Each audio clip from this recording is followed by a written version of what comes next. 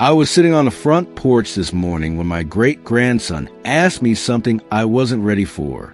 He's 16 now, taller than I am, voice deeper every time I hear it. Still has that habit of kicking the railing with his heel when he's thinking. We were watching the street, cars passing, a dog barking somewhere down the block. Nothing special. Then out of nowhere he said, "Great-grandpa, how do you know if your life actually meant anything?" He didn't say it dramatically. No sadness in his voice. No anger either. Just curiosity mixed with something heavier. I didn't answer right away. I'm 87 years old. I've buried friends. I've buried family. I've watched entire chapters of the world disappear. And still, that question stopped me cold. Because the truth is, I've asked myself that same thing more times than I can count. The difference is this. He's standing at the beginning of his life, looking forward. And I'm standing near the end, looking back. Somewhere between those two views. I think I finally understand something I wish I'd known earlier. When my great-grandson asked me that question, I didn't answer him right away. Not because I didn't know what to say, because the first honest answer that came to mind scared me. I thought about all the years I spent chasing things I don't even remember clearly now. Long hours, missed dinners, conversations I half listened to because my mind was somewhere else. There were seasons of my life where, if I'm being truthful, I wasn't very present. I was there physically, but my attention, my patience, that was elsewhere. I remember once, my daughter tried to tell me something important. I can't even remember what it was now. I just remember checking my watch while she spoke. She noticed. She stopped talking mid-sentence. That look on her face. I've carried that with me for decades. So when my great-grandson asked if life actually means anything, part of me wanted to say, I hope so. Because there are moments I still wish I could do over. Not big, dramatic mistakes. Smaller ones. Quieter ones. The kind you don't realize are mistakes until years later, when it's too late to fix them. That's when I realized this question isn't philosophical. It's personal. It tells you that you matter if people know your name, if you build something big, if you leave a mark you can point to. Followers, titles, achievements, applause. I believed that for a long time. I chased it too, maybe not loudly, but earnestly. I wanted to be respected. I wanted my work to count. I wanted to feel significant. What no one tells you is this. The things that actually matter most in life rarely feel important when they're happening. They feel small, ordinary, easy to overlook. Let me tell you about a man named Samuel. Samuel worked at the hardware store near our house for almost 30 years. Same blue vest, same calm voice, same stool behind the counter where he'd sit when business slowed. I don't know much about his life. I don't know if he had big dreams or deep regrets. He never talked about himself. But every time I walked in with a problem, a broken hinge, a leaking pipe, a drawer that wouldn't slide right, Samuel would listen like it mattered. He wouldn't rush me. He wouldn't make me feel foolish. He'd walk me to the aisle, explain the fix slowly, sometimes even draw a little sketch on scrap paper. Years later, when the store closed, someone told me Samuel had passed away.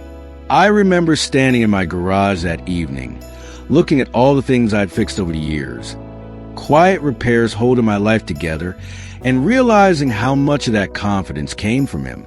Samuel probably never thought of himself as important, but he mattered. I think we misunderstand what mattering looks like. We think it's loud, visible, measurable, but life doesn't work that way. Life is mostly built out of moments that don't announce themselves. When I was in my 40s, I went through a period I don't talk about much. My marriage was strained. Work felt heavy. I was tired all the time. Not the kind of tired sleep fixes, but the kind that settles into your bones. One night, I stayed late at the office even though there was nothing left to do. I just didn't want to go home yet. As I was locking up, a woman from the cleaning staff, Maria, asked me if I was all right. Not politely, not automatically. She really looked at me. I almost said I was fine. That's what we do. But something in her face made me stop. I said, "I'm not sure." She nodded, like that answer made sense. Then she handed me a cup of tea she brought for herself and said, "Sit for a minute." We sat in silence. 10 minutes, maybe more. She didn't give advice. She didn't try to fix anything. She just stayed. That night didn't solve my problems, but it kept me from feeling alone in them.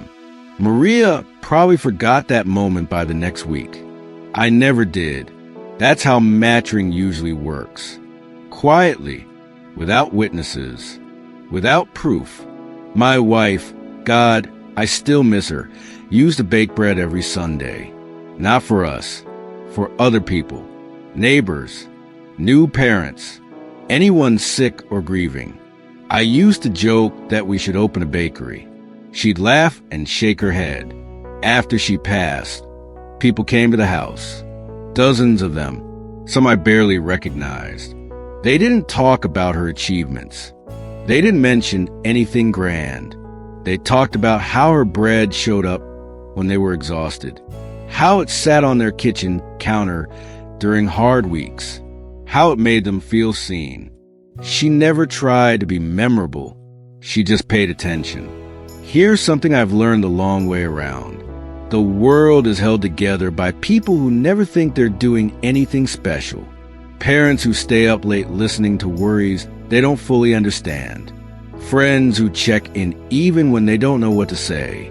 Strangers who pause long enough to notice someone else's pain. None of it looks impressive.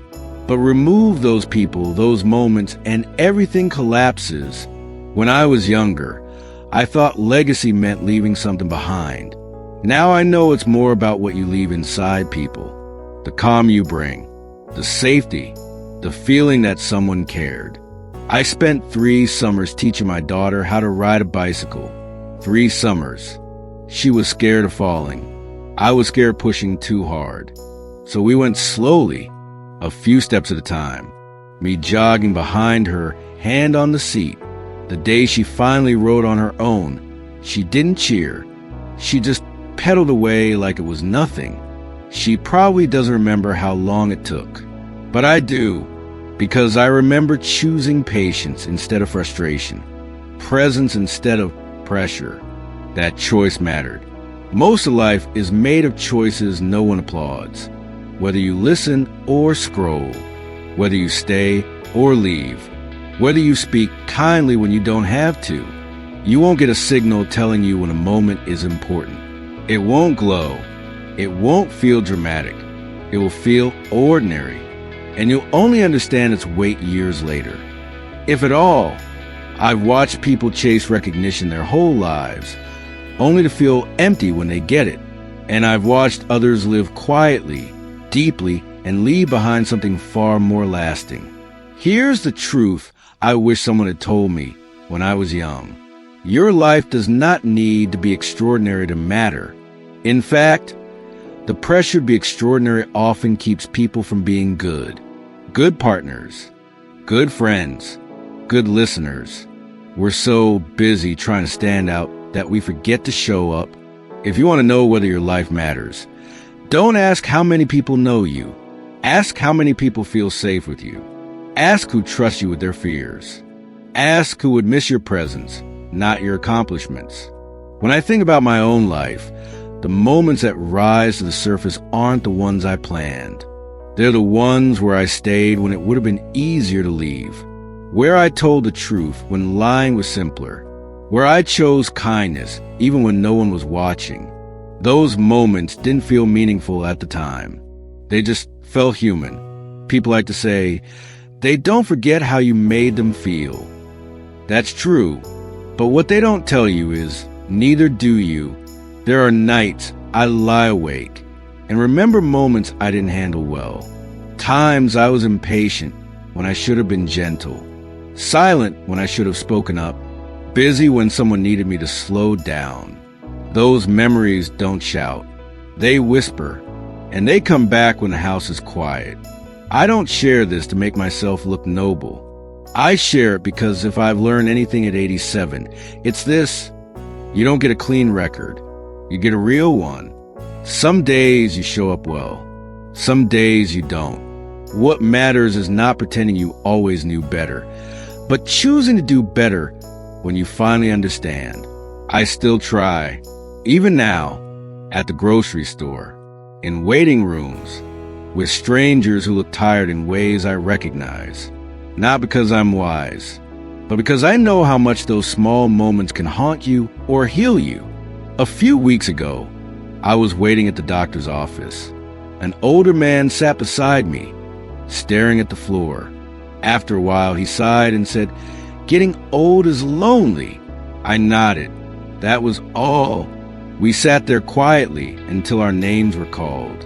I don't know his name. I'll never see him again. But for 10 minutes, neither of us was alone. That matters more than we realize. So when my great-grandson asked me if his life would mean anything, I finally answered. I told him this. Yes, it will, but not because of what you achieve, not because of what you collect, not because of how many people notice you. It will matter because of how you treat the people who cross your path, because of the patience you practice, because of the care you offer when it's inconvenient. Meaning doesn't come from being remembered by many. It comes from being felt by a few. I'm 87 now. I don't have many years left. And when I look back, I don't measure my life by milestones anymore. I measure it by moments. Moments of connection. Moments of presence. Moments where I chose to be fully there. Those moments didn't make me famous. They didn't make me important in the world's eyes, but they made my life real. If you're watching this and wondering whether what you do matters, let me say this as clearly as I can. It does. Not loudly, not instantly, but deeply. Pay attention to the small moments. They're the ones that stay. If this spoke to you, consider sharing it with someone who might need to hear it right now. And if you like more of these quiet reflections, subscribe to Elder Soul Journal. I still have a few things left to say, and I like to say them to people who are willing to listen.